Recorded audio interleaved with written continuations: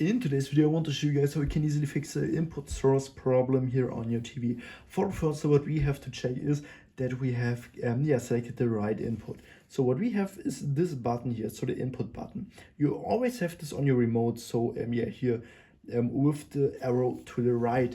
If you don't find this on your remote, then we can go here into the home menu, and here we can go all the way down to the quick settings. And here in the quick settings, we should also have like the inputs. So click on this, and here it is really important that you select the right input. So live TV or like HDMI or something else. Okay, this is really important. What you also can do is go directly here into the input settings. If you don't find them there, then go into the quick settings and then here on all settings. So, and now here on all settings, we have like channels and inputs. And here we go on inputs first.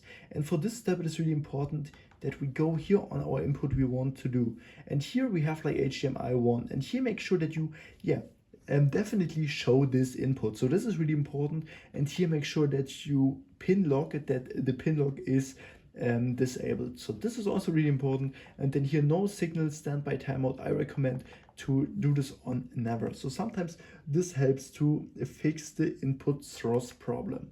Okay, and then here we can switch the input if we want.